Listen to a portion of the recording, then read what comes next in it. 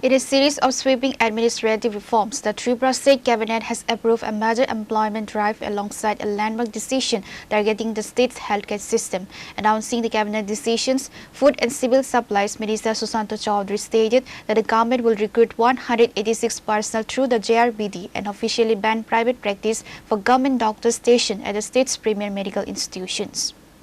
As part of the state's ongoing push to fill up vacant administrative and technical positions, the Cabinet has cleared the immediate recruitment of 186 junior multitasking operators under Group C category through JRBD.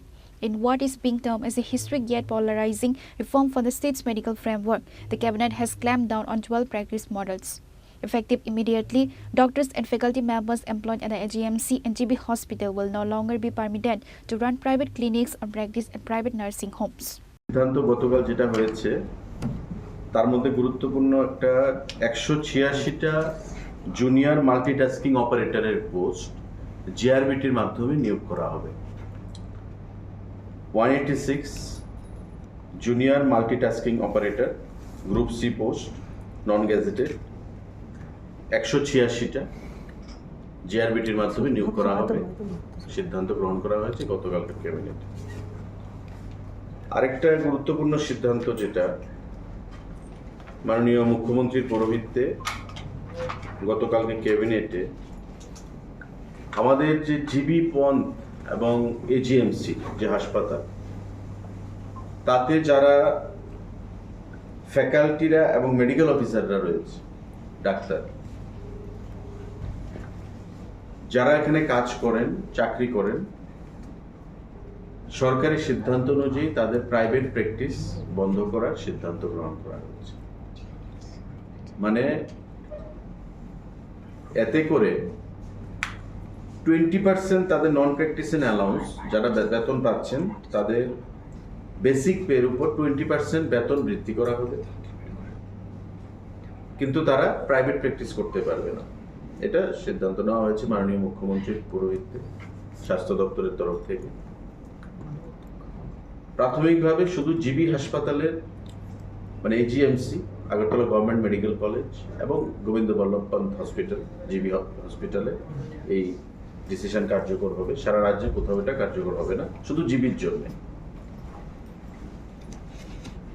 Faculty যারা এজিএমসিতে রয়েছেন এবং যারা আমাদের GB হাসপাতালে রয়েছেন medical অফিসাররা তারা 20% বেসিকের উপর বেতন বৃদ্ধি বেশি পাবে, কিন্তু প্রোভাইডেড তারা প্র্যাকটিস করতে পারবে না private practice.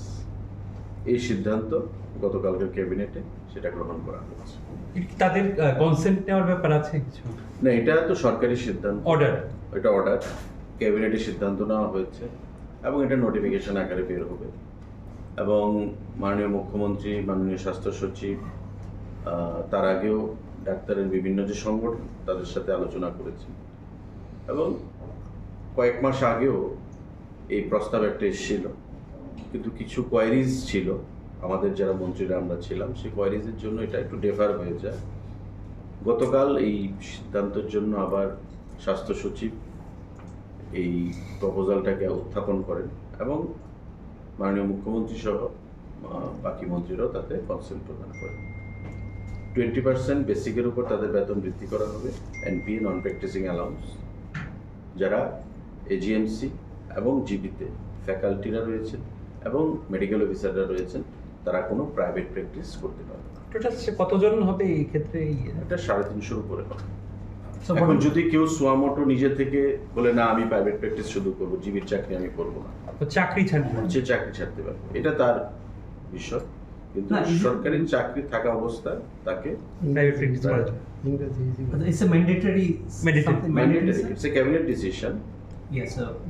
What exactly will be this? The practicing doctors and the faculty members in AGMC and GB Pant Hospital, they will be barred from private practicing whosoever they are on service. In turn, they will be given 20% hike on their basic pay. If anybody does not want to accept this condition, which has been passed by the government in the cabinet meeting, they may resign from their job. But as long as they are on the job, they have to comply with the decision of the cabinet. এটা কি রাজ্যের অন্যান্য হাসপাতালের ক্ষেত্রে আস্তে আস্তে চিন্তা ভাবনা করা হচ্ছে? এটা কেস স্টাডি হিসাবে এটা নেওয়া হয়েছে, কিন্তু মাননীয় মুখ্যমন্ত্রী যেটা বলেছেন স্বাস্থ্যমন্ত্রী হিসাবে, যে আমরা জীবির পরিকাঠামো একদিকে বৃদ্ধি করছি, কিন্তু পাবলিকের যে স্যাটিসফ্যাকশন সেটা অনেক সময় দেখা যায় কমপ্লেন আসছে, তাই এটাকে আমরা কেস স্টাডি হিসেবে নিলাম। পরবর্তী সময় আমরা এটা সারা রাজ্যের চিন্তা ভাবনা রয়েছে। Minister Susanto Chaudhary issued a firm stance on behalf of the Council of Ministers, clarifying that the government will not tolerate any compromise on institutional patient care. Reported Pranav Magatla, Chini Khora.